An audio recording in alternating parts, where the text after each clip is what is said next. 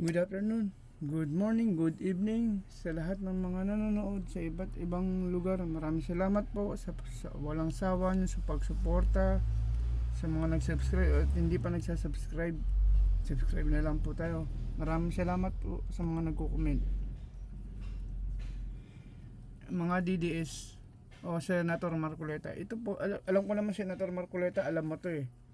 Ito po ang dahilan kung bakit tumataas ang presyo ng langis. Mga DDS, alam nyo rin to, kaya lang nagbubulag-bulagan kayo eh. Ito, kung sakaling hindi nyo alam, ito, panoorin nyo po. Yung dahilan, bakit tumataas ang presyo ng mga bilihin, bakit tumataas yung presyo ng langis, ng krudo, ng oil. Ito po. Panoorin nyo na lang po. Ang Strait of Hormuz, dito dumadaan ang malaking porsyento ng oil supply ng mundo. Ibig sabihin, kahit hindi ka nakatira sa Middle East, kahit nasa ibang bansa ka, konektado ka pa rin sa lugar na ito. Kapag may nangyaring problema dito, hindi lang lokal ang epekto. Ramdam agad ito sa presyo ng langis, sa transportasyon, at sa ekonomiya ng maraming bansa. Sa mapa, parang simpleng pagitan lang ito ng dalawang lupa. Pero sa aktual, napakakitid ng daanan ng mga barko. May specific na shipping lanes lang na sinusundan at halos hindi pwedeng lumihis ang mga tanker dahil sa lalim at safety restrictions. Sa loob ng makitid na corridor na ito, nagsisiksikan ng commercial vessels, oil tankers at iba pang maritime traffic. Sa ganitong setup, kahit Yan po kasi yung Strait of yung Hormuz na yan. Kaya tinawag na bottleneck. Maluwag yan sa umpisa hanggang sa parang bote. Ganun siya. Pagdating doon sa dulo, makitid na. Pero pinagtsatsagaan ng mga oil tanker tsaka ng mga cargo. Kasi mas madali ang daan dyan, tas mas mura pa, tas mas ligtas. Yun ang dahilan. Kaya lang, kung sino yung bansang kumukontrol niyan, siyang ang namamahala dyan. Ganun yun. Kaya dyan sila nagdadaan, ang laking menos sa kanila. Kaya ang laking menos din sa mga bumibili. Kasi hindi na nila kailangan lumayo pa, malayo yung lalakbayin nila. Tapos pagdating doon sa mahal na ang presyo. Doble-doble na yung patong kasi malayo inikutan nila. Yan, dyan yung dadaanan nila. Kahit siksikan sila dyan, kahit abang sila, nakapila sila dyan, at least mura pa rin. Kahit sila ayaw nilang tumaas yung presyo. Kasi apektado din sila. Walang hindi apektado pag tumataas ang presyo ng langis. Lahat apektado.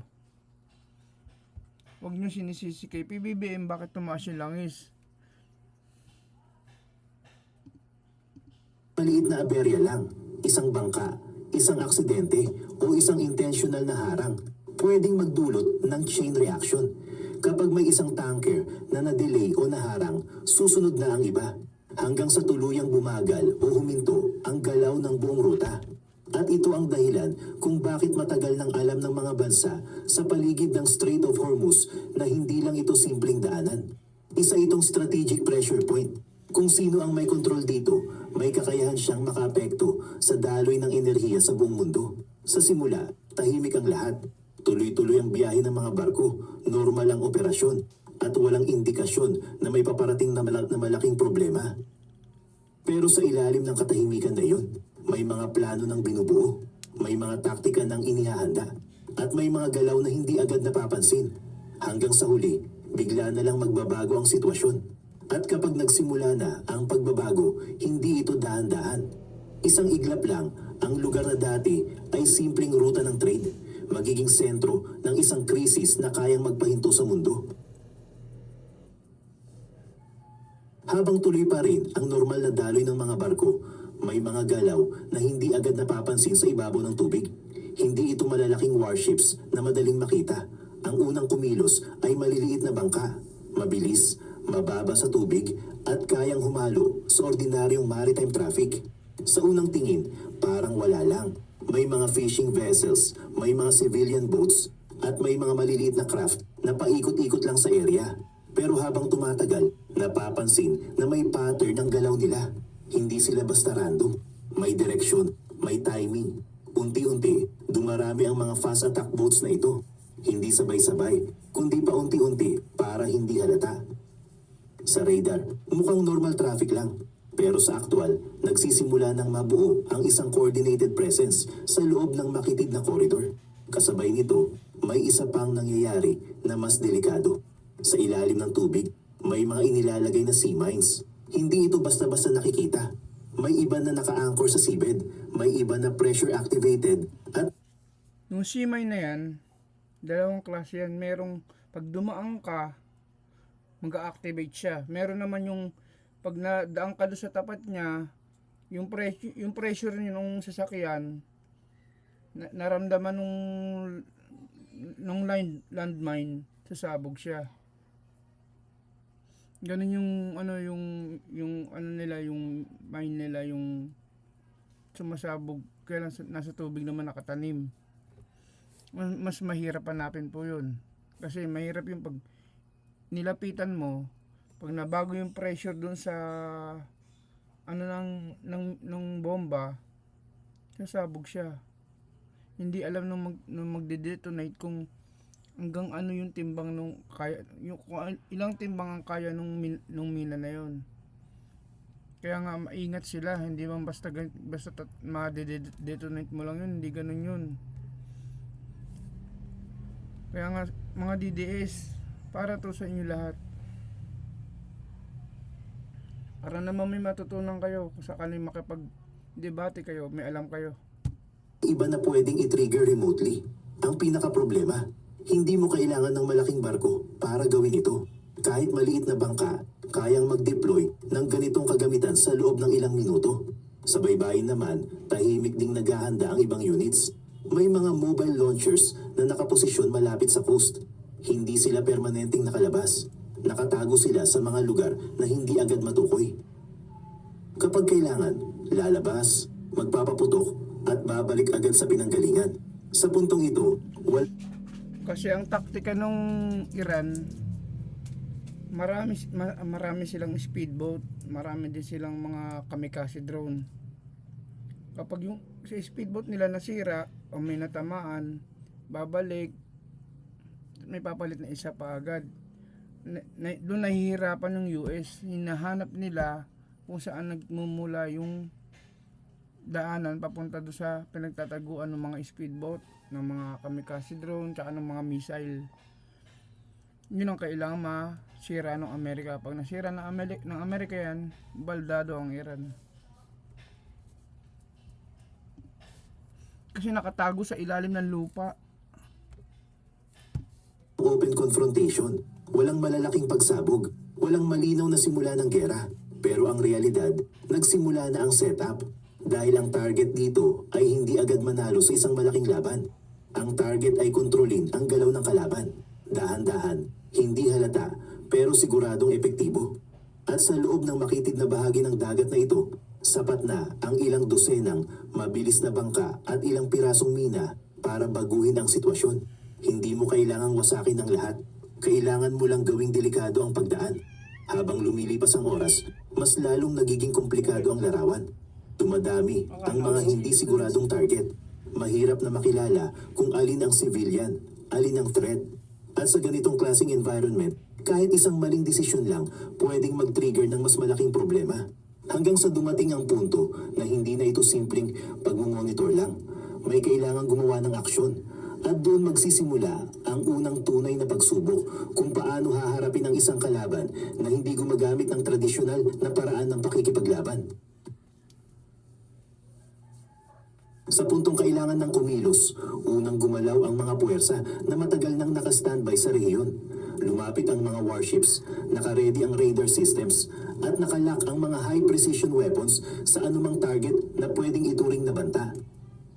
Sa papel, kontrolado ang sitwasyon, kumpleto ang kagamitan, mataas ang technology, at may sapat na firepower para sirain ang anumang lalabas sa dagat.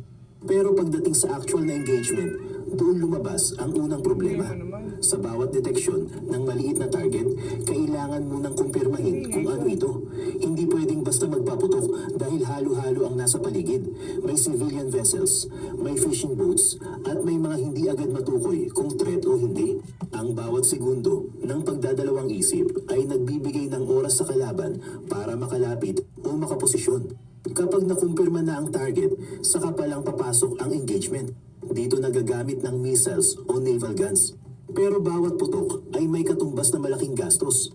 Ang isang interceptor o anti-ship missile ay nagkakahalaga ng milyon, habang ang target ay isang maliit na bangka na kayang gawin sa murang halaga.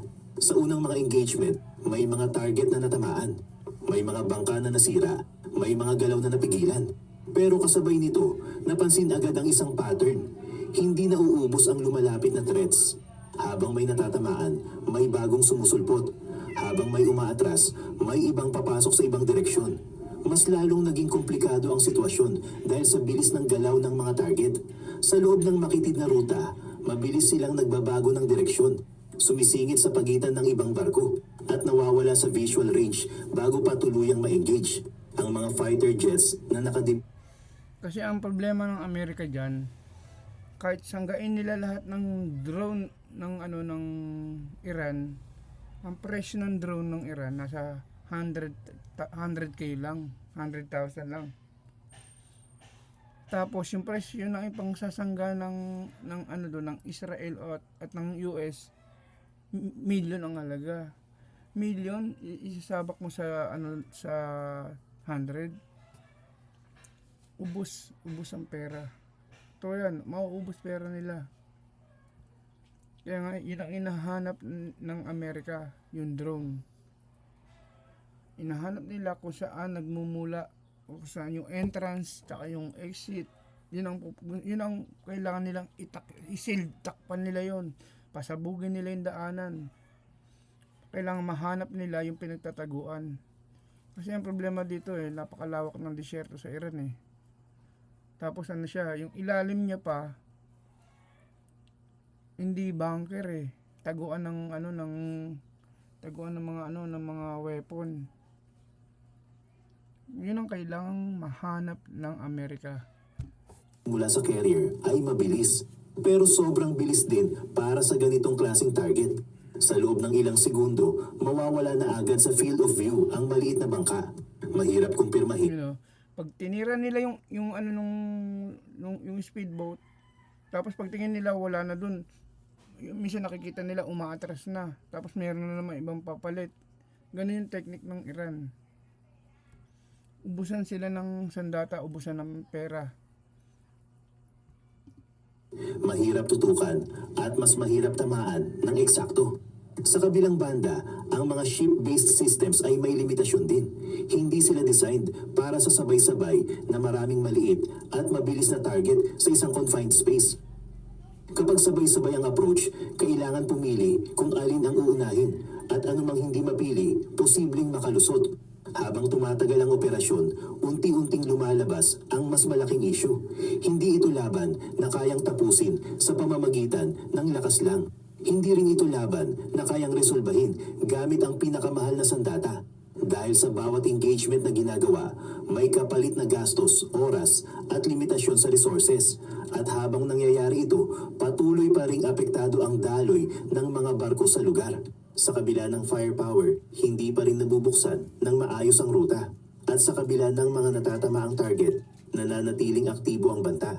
Dito, nagsimulang magbago ang tanong. Hindi na, kaya ba nating sirain ang kalaban? Kundi, kaya ba nating gawin ito nang hindi tayo nauubusan ng kakayahan? Habang nagpapatuloy ang operasyon sa dagat, may ibang epekto na unti-unting lumalabas. Hindi sa battlefield, kundi sa labas nito. Sa paligid ng Strait of Hormuz, nagsimulang dumami ang mga barkong hindi na tumutuloy sa biyahe. May mga oil tanker na naghintay na lang sa labas ng ruta. May mga commercial vessels na piniling mag-hold position kaysa pumasok sa delikadong koridor. Hindi ito agad napansin ng karamihan. Pero habang tumatagal, mas dumadami ang nakaangkla. Isa, dalawa, hanggang sa umabot sa daan-daan. Ang dating tuloy-tuloy na daloy ng traffic, naging mabagal. hanggang sa may mga pagkakataon na halos walang gustong dumaan. Sa mga control center at shipping companies, nag-iba ang desisyon. Hindi na priority ang bilis ng delivery.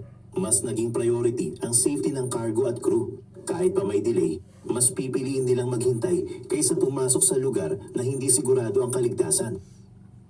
Kasabay nito, nagsimula ring maramdaman ang epekto sa presyo ng langis. Dahil sa pagka-delay ng supply, nagkaroon ng pressure sa global market.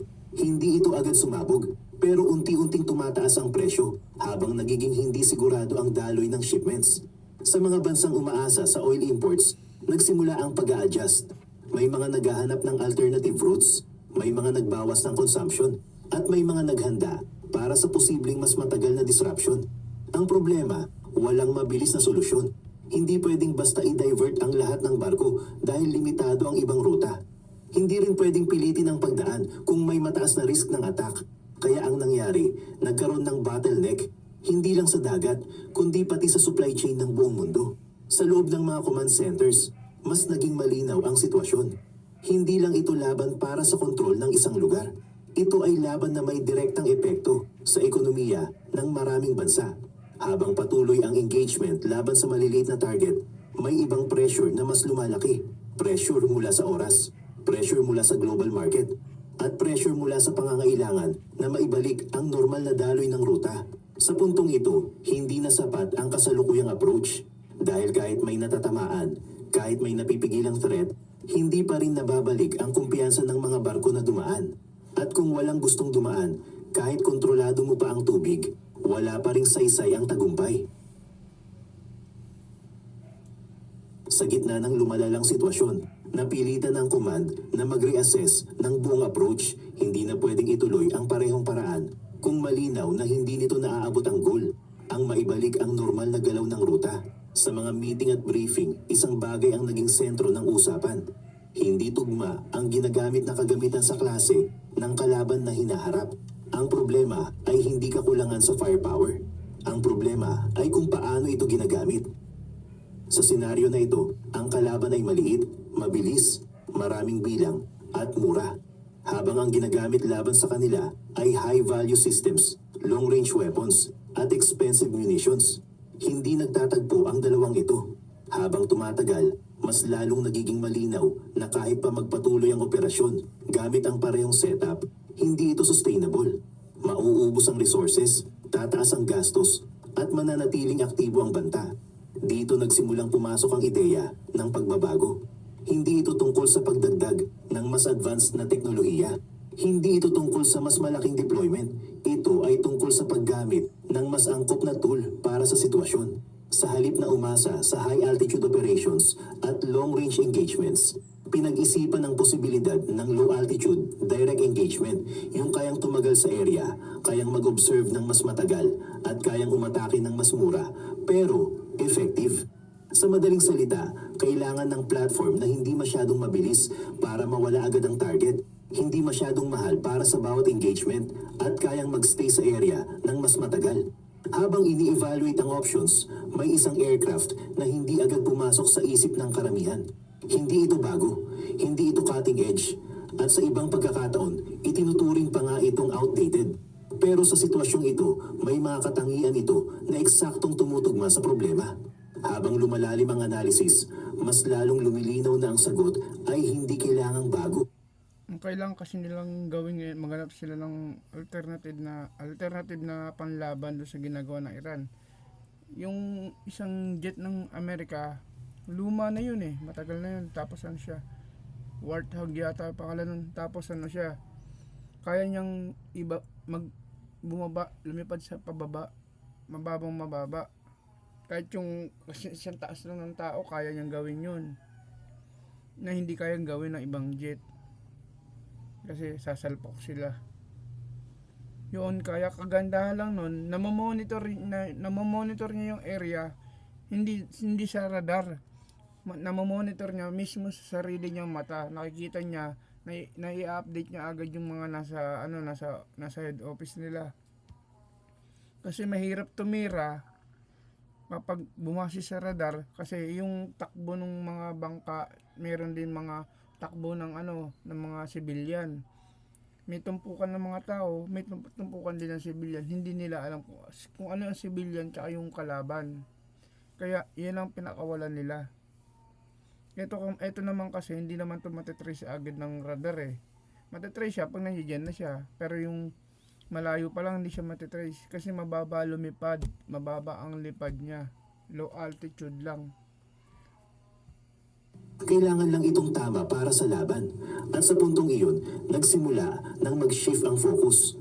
Mula sa tanong na, ano ang pinaka-advanced? Napunta sa tanong na, ano ang pinaka-akma? Hindi agad-agad inanunsyo ang pagbabago. Walang malaking press release. Pero sa loob ng operasyon, may isang malinaw na shift na nangyari. May bagong platform na pumasok sa eksena. At iba ang paraan nito kumilos kumpara sa mga naunang ginamit.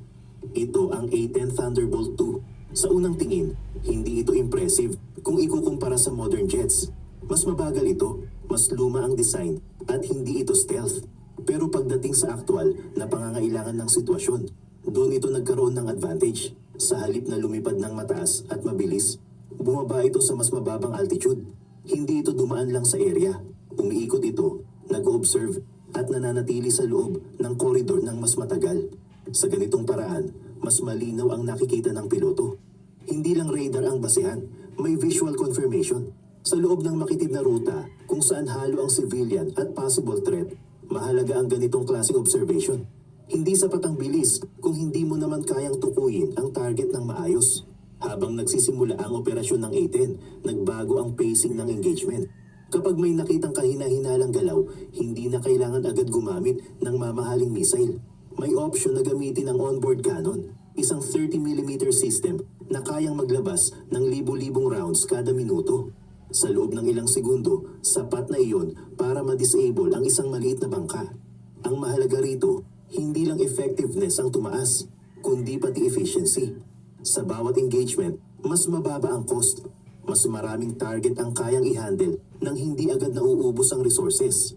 At dahil mas matagal silang nananatili sa area, mas mabilis ang response sa anumang bagong galaw. Unti-unting naramdaman ang epekto nito. Mas nagiging kontrolado ang sitwasyon sa loob ng koridor. Hindi agad nawawala ang target sa paningin. Hindi na kailangang magmadali sa desisyon dahil may sapat na oras para mag-confirm bago umatake. Kasabay nito, mas naging predictable ang galaw ng mga kalaban. Sa tuwing may lalapit o susubok pumasok sa ruta, may nakabantay na agad sa itaas. Hindi mabilis na dumadaan, kundi nananatili at naghihintay. Sa unang mga araw ng deployment, hindi pa agad klaro ang kabuang epekto. Pero habang tumatagal, mas nagiging evident na may nagbago. Hindi dahil mas malakas ang ginamit na sandata, kundi dahil mas tumugma ito sa klase ng laban. At sa unang pagkakataon, mula nang magsimula ang krisis, may indikasyon na pwedeng mabawi ang kontrol. Hindi sa pamamagitan ng lakas lang, kundi sa pamamagitan ng tamang approach. Habang tuloy-tuloy ang operasyon sa Himpapawid, mas naging malinaw ang epekto ng bagong approach. Hindi lang sa dami ng target na natatamaan, kundi sa paraan kung paano nagbabago ang takbo ng laban. Sa bawat engagement, may isang bagay na tahimik pero kritikal na nagiging factor, ang gastos. Dati, bawat galaw laban sa maliliit na target ay may katumbas na malaking halaga. Isang missile, milyon ang katumbas. Isang engagement, Yun. Doon mauubos ang resources ng Amerika. Kapag itinuloy nila yung one-on-one na labanan nila ng Iran, ubos ang resources ng Amerika. Biruin mo, 1,000 yung papakawalang missile nung Iran. Ang panangga ng Amerika, worth million. laking bahagi ng resources agad ang nababawas. Kahit pa matagumpay ang bawat atake, hindi ito kayang ulit-ulitin ng matagal. Pero ngayon, nag-iba ang equation. Sa paggamit ng cannon at mas murang munitions, bumaba ang halaga ng bawat engagement. Hindi na kailangang magtipid sa bawat putok. Hindi na kailangang magdalawang isip kung sulit ba ang target. Sa simpleng salita, mas naging sustainable ang operasyon. Habang tumatagal, mas lumilinaw ang kaibahan. Sa isang banda, may kalaban na umaasa sa dami at bilis. Maraming maliit na target na kayang ulit-ulitin ang atake. Sa kabilang banda, may puwersa na dati ay limitado dahil sa mahal na kagamitan. Pero ngayon ay kayang sumabay sa dami ng galaw nang hindi agad nauubos. Ito ang punto kung saan nagiging laban ng numbers ang sitwasyon. Hindi na lang ito tungkol sa kung sino ang may mas malakas na sandata. Ito ay tungkol sa kung sino ang kayang tumagal. Sa bawat araw na lumilipas, nababawasan ang advantage ng kalaban. Hindi dahil nawawala ang kanilang kakayahan, kundi dahil mas mabilis na ngayon ang response sa bawat galaw nila. Mas kaunti ang nakakalusot. Mas mahirap na ulitin ang parehong taktika nang hindi agad nahuhuli. Pero kasabay nito, may isang bagay na hindi nagbabago. Kahit mas kontrolado na ang ibabaw ng tubig, hindi pa rin nawawala ang posibilidad ng banta. May mga galaw na hindi agad nakikita. May mga target na hindi pa lumalabas. At may mga bahagi ng operasyon na hindi kayang resolbahin ng air presence lang. Habang nagiging mas efficient ang laban sa ibabaw, mas lumalalim ang tanong kung ano pa ang natitira na hindi pa naaabot. Dahil kung ang laban sa ibabaw ay unti-unti nang naaayos, ang susunod na problema ay kung saan nagmumula ang mga galaw na iyon at kung paano sila tuluyang mapipigilan. Habang mas nagiging kontrolado ang sitwasyon sa ibabaw ng dagat, unti-unting lumipat ang atensyon sa isang mas komplikadong bahagi ng laban, yung hindi agad nakikita. Hindi lahat ng banta ay nasa tubig. Sa baybayin, may mga galaw na hindi constant pero sapat para manatiling aktibo ang peligro. May mga launchers na hindi permanenteng nakadisplay. Lalabas lang sila kapag may pagkakataon, gagamit at babalik agad sa pinanggalingan. Sa loob ng ilang minuto, tapos na ang buong cycle. Mahuli man sa Ganun yung ginagawa ng Iran. Pasensya na po Ipapaliwanag ko lang po. Kasi mga nakabaon sa lupa yan. Yung iba nasa likod ng sasakyan katulad yan. Kapag nagpakawala sila, basta habang lumilipad, tumatakbo na, umaatras na sila. Tapos may susulpot na naman bago. Kaya nagtataka yung Amerika bakit hindi nauubos. Kasi nakareserba na talaga yan, nakahanda ang Iran sa gera, sa darating na gera. Pinaghandaan nila yan na hindi pinagdaan ng US, ng Israel, tsaka ng iba't ibang bansa. Yan ang dahilan. Yung malaki nilang storage room sa ilalim ng lupa, yung pinaka bunker nila, bunker ng mga ng mga ng mga rocket, ng mga speedboat, ng mga kamikaze drone. Andun dun lahat nasa ilalim ng lupa. Ang kapal niya parang 2 kilometro yata yung taas yata nun. Ganun kakapal yung pagitan niya sa ilalim ng lupa at sa ibabaw. Mahirap nang habulin. May mga lugar din na hindi basta-basta mapasok. Mga bahagi ng lupa na may natural na cover. May mga istruktura na nagsisilbing taguan. At may mga access points na hindi agad natutukoy mula sa itaas. Dito nanggagaling ang ibang attacks na bigla na lang sumusulpot kahit kontrolado na ang paligid. Sa ilalim naman ng tubig, nananatiling problema ang mga naiwan at bagong inilalagay na mina. Hindi sila gumagalaw pero sapat ang presensya nila para gawing delikado ang buong ruta. Kahit walang aktibong pag-atake, ang posibilidad na may nakatagong panganib ay sapat para pigilan ang kumpiyansa ng mga dumadaan.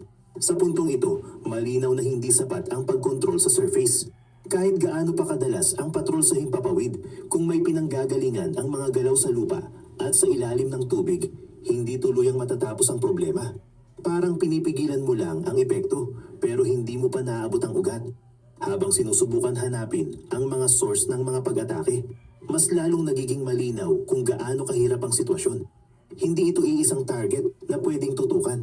Hindi ito isang base na pwedeng wasakin at matapos ang laban. Ito ay network, kalat, nakatago, at kayang mag-adjust depende sa galaw ng kalaban. Sa bawat oras na lumilipas, may mga natatanggal na capability sa ibabaw, pero may mga natitira pa rin na kayang mag-reactivate ng sitwasyon anumang oras. At dito lumabas ang isang bagong realization. Kung gusto talagang masecure ang ruta, hindi pwedeng hanggang ibabaw lang ang kontrol. Kailangan maabot ang pinanggagalingan ng bawat galaw. At ang tanong ngayon, paano mo haharapin ang kalaban na hindi mo agad nakikita pero kayang umatake anumang oras? Habang mas lumalalim ang analysis ng sitwasyon, may isang bagay na unti-unting tinanggap ng mga nasa command. May limitasyon ang kayang gawin mula sa himpapawid. Kahit gaano kadalas ang patrol, kahit gaano kabilis ang response, may mga target na hindi talaga naaabot ng tuluyan. Hindi dahil kulang ang kakayahan, kundi dahil ang kalaban ay hindi naka-expose sa iisang lugar lang. Sa tuwing may natutukoy na galaw sa baybayin, may pagkakataon na naabot ito at napipigilan. Pero hindi lahat ng pagkakataon ay ganito. May mga pagkakataon na pagdating ng strike, wala na ang target.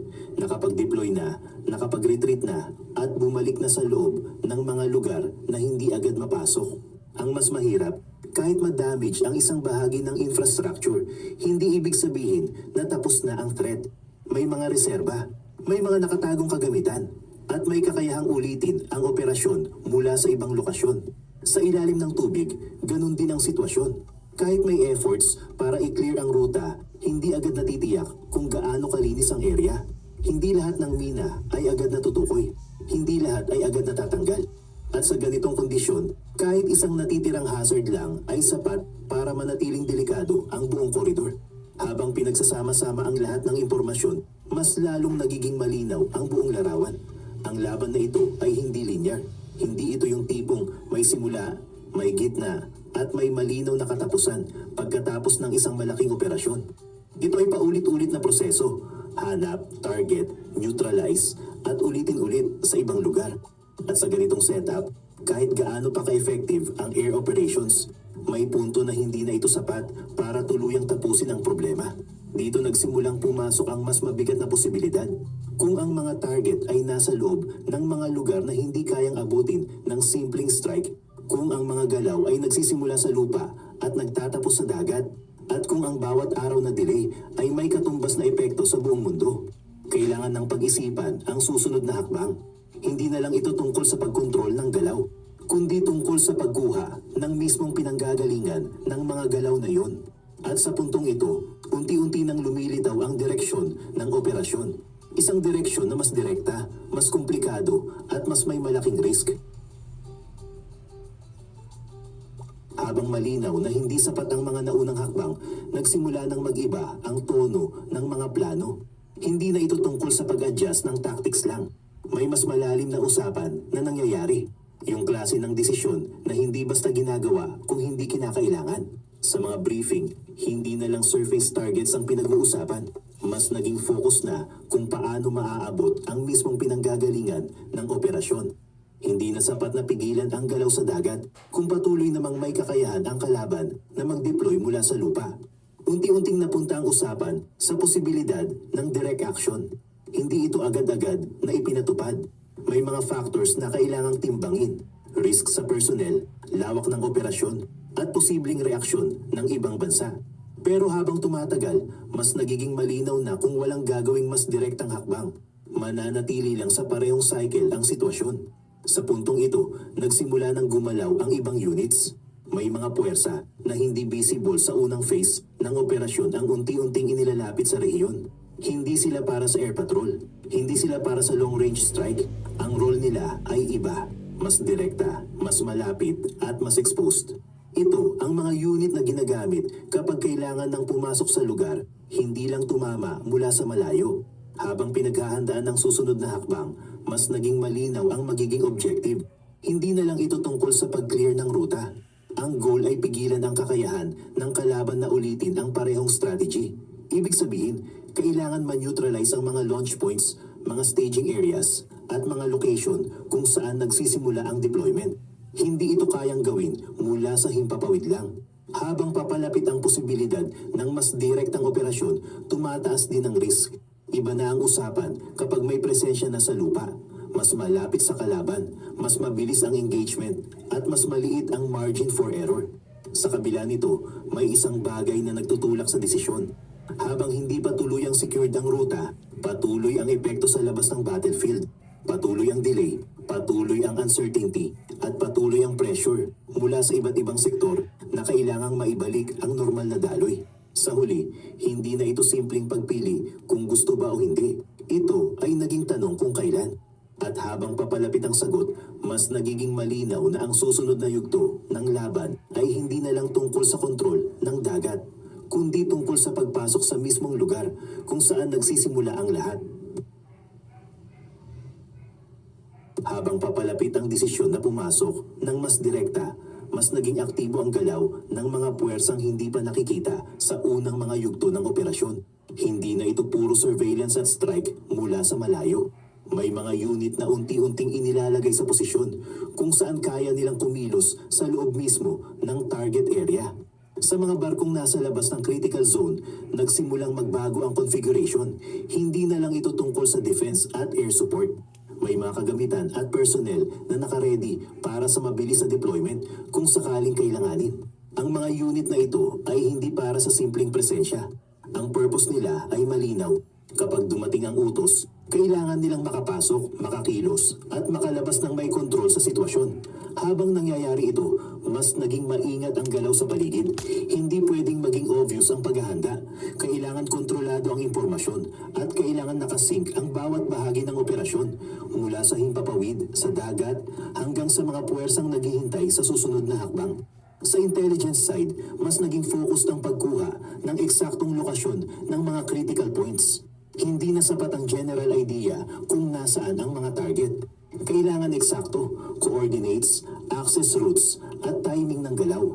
Sa ganitong klaseng operasyon, bawat detalye may epekto. Habang papalapit ang execution phase, mas lalong nagiging malinaw ang magiging setup. Hindi ito isang malawakang, sabay-sabay na paglusob. Mas kontrolado, mas specific, at nakafocus sa mga lugar na may direktang epekto sa kakayahan ng kalaban. Sa kabilang banda, hindi rin nawawala ang risk ng escalation. Habang mas lumalapit ang puwersa, mas tumataas ang posibilidad ng direktang sagupaan. Hindi na ito katulad ng naunang phases na may distance at separation. Kapag nag-engage na sa ganitong level, mas mabilis ang pangyayari at mas kaunti ang oras para mag-adjust. Pero sa kabila ng lahat, may isang bagay na hindi nagbabago. Kailangan matapos ang cycle na paulit-ulit na nangyayari. Hanggat may kakayahan ang kalaban na mag-deploy at umatras, mananatiling hindi stable ang sitwasyon. At sa puntong ito, malinaw na ang susunod na mangyayari ay hindi na lang continuation ng naunang operasyon. Ito na ang bahagi kung saan susubukan ng kontrolin hindi lang ang galaw, kundi ang mismong kakayahan ng kalaban na kumilos. Habang nakaposisyon na ang mga puwersa at kumpleto na ang mga detalye na kailangan para sa susunod na hakbang, dumating ang pinakamahirap na bahagi, ang mismong desisyon kung itutuloy ba ang operasyon. Hindi ito simpleng tactical call. Hindi ito tulad ng pag-deploy ng aircraft o pag-launch ng strike na kayang i-adjust anumang oras. Kapag nagsimula na ang ganitong klaseng hakbang, hindi na ito madaling bawiin. Sa loob ng command structure, malinaw ang dalawang bagay. Una, may kakayahan ng isagawa ang operasyon. Pangalawa, may sapat na dahilan para gawin ito. Pero kahit kumpleto ang dalawang iyon, hindi pa rin automatic ang sagot. Sa puntong ito, pinag-uusapan na ang epekto lampas sa immediate objective. Hindi lang kung paano maabot ang target, kundi kung ano ang mangyayari pagkatapos. Paano magre-react ang kalaban, paano tutugon ang ibang bansa, at kung hanggang saan ang kayang kontrolin ng sitwasyon kapag nagsimula na ang direktang engagement. Habang tumatagal ang deliberation, patuloy pa rin ang pressure mula sa labas. Hindi pa rin ganap na bumabalik ang kumpiyansa ng mga barko na dumaan sa ruta. May mga movement na bumubuti, pero hindi pa sapat para sabihing stable na ang sitwasyon. Sa loob ng operasyon, malinaw na ang limitasyon ng kasalukuyang setup. Hanggat hindi naaabot ang pinanggagalingan ng mga threat, mananatiling may risk sa bawat araw na lumilipas. Unti-unting nagiging mas simple ang tanong. Hindi na may risk ba dahil malinaw na meron? Ang tanong na lang ay, alin ang mas malaking risk? Ang magpatuloy sa kasalukuyang setup na hindi nagbibigay ng full control o ang gumawa ng mas direktang hakbang na may mas mataas na immediate danger pero may posibilidad na tapusin ang cycle. Habang papalapit ang final call, mas nagiging tahimik ang paligid. Hindi dahil tapos na ang galaw, kundi dahil lahat ay nakafocus sa susunod na mangyayari. At sa puntong ito, malinaw na ang direksyon ng kwento. Hindi na ito tungkol sa kung kaya ba. Hindi na rin ito tungkol sa kung anong tools ang gagamitin. Ito ay tungkol sa kung kailan pipiliin na simulan ang hakbang na magbabago sa buong sitwasyon. Isang hakbang na kapag ginawa, hindi na pwedeng umatras.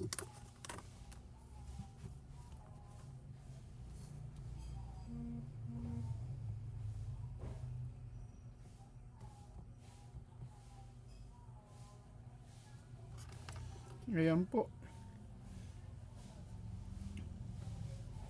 Mga DDS. Yun ang dahilan bakit tumataas ang presyo ng langis. May isang makitid na bahagi ng Tumataas ang dagat. presyo ng mga bilihin. Tsaka yung sinasabi na yung sinasabi nyo na si Sarah, umorder ng langis.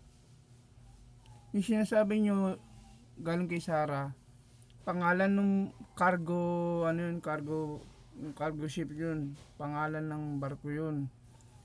Sarah Skyline. Hindi kay Sara Duterte po yun.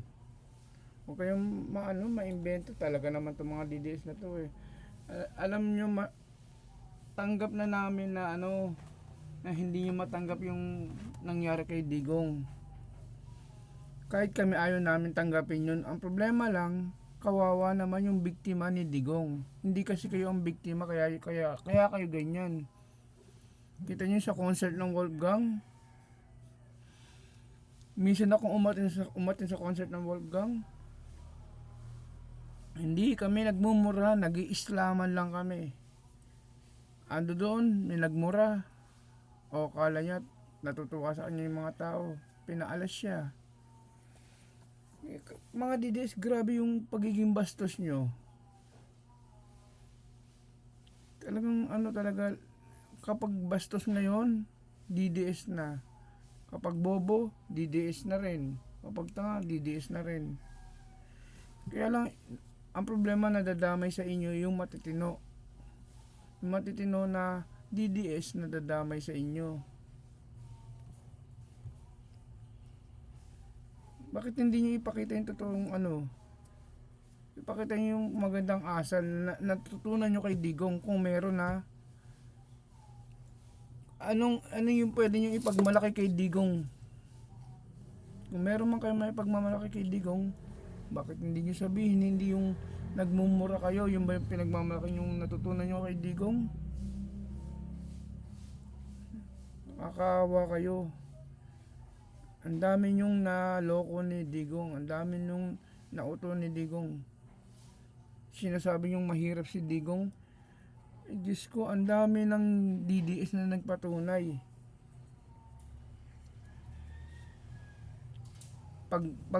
Pagkain ni Digong, ordinaryo, binibidyo niya. Nakaset up ng mga camera, binibidyo na nila. Pero pag masasarap ang pagkain ni Digong, ayaw ipakita. Kaya nagkasakit si Digong kasi kain ng alam niyo na, lechon. Ipinakita kahapon nung isang vlogger. Kung ano yung kinakain ni Digong nasa lamesa. Tapos habang nakakaharap si Digong sa lamesa, kumakain si Digong, may dalawang babae sa kanan niya. Siguro birthday niya yung last year. Naghanda ng cake. Nung paglapag ng cake, ang inaabot niya hindi yung cake, hindi yung babae, yung nasa baba yung ibaba ng babae. Mga DDS, ganyan nyo kamahal si Digong, ganyan nyo itrato na parang santo si Digong. Ginagawa nila lang dahilan yan eh. Tsaka doon sa mga anti-Marcos, magpalit-palit man kayo ng anyo, pagpalit man kayo ng pangalan, anti-Marcos pa rin kayo. Nagtatago kayo sa saya ng mga DDS. Dalawa lang, nag-uutuan kayo o inuuto nyo yung DDS o inuuto kayo ng DDS. Grabe paninira nyo kay PBBM. Kaya lang obvious naman eh. Gawin nyo mga anti-Marcos kayo, manahimik na kayo. Matatagalan ulit yung Marcos napapalit. Ewan ko lang kung tatakbo pa si Sandro Marcos na sakaling dumating yung panahon, kung tatakbo si Sandro Marcos, di natin alam. Abangan nyo mga DDS. Tapos ipagmalaki nyo sa anak nyo, ay, ganito yung mga Marcos, ganito. Tapos yung, ipagmalaki nyo si Cory, si Ramos, si Arroyo, tsaka si Digong. Yung eto anak, mababait ng mga presidente na to. Etong presidente na to, naging presidente, kahit bobo, walang alam, inutil. Ano occupation ni Cory Aquino? Simple lang, housewife. Paano mo papatakbuhin yung bansa kung ang posisyon, ang ano mo, ang karanasan mo, housewife? Yung iba na nagsasabing dahilan nila kaya ganun magsalita si Sara, kaya hirap magsalita si Sara kasi hindi sanay si Sara magtagalog. Excuse me po, nakakatuwa kayo, gahanap talaga kayo ng paraan. Si Sara, kung hindi sanay magtagalog yan, ba't nagtatagalog? Magbisaya na lang siya, hirap pang magbisaya. Bisaya yun ang tatanong sa kanya, Bisaya yung sagot niya, hindi niya masagot. Nai-stuck siya. Tanggapin nyo man o hindi, natural na bobo si Sara. Natural na likas na bobo si Sara Duterte. Natatandaan nyo ba sinabi ni Digong? Ultimo si Digong. Alam ni Digong yan. Sinabi na sa inyo kung ano si Sara. Walang alam si Sara. Ito mo yung isang vlogger na nagsasabi na hindi nag-aral si Sara. Hindi ako naniniwala. Nag-aral yan, kaya lang bobo lang talaga. Tanga lang si Sara. Simpleng speech. Tapos nung may mag-interview sa kanya, ang sagot niya sa mag-interview, 2 item lang. Parang nagla-live selling. Sige po, hanggang dito na lang po. Maraming salamat po. Good luck po sa inyo lahat. God bless. Doon sa mga graduate, congratulations po. Magbutihan nyo pa nga sa susunod na pag-aaral nyo. Umiwas po kayo sa mga taong toxic. Yun na lang gawin nyo. Ayaw nyo mahawa. Salamat po ulit. Wala.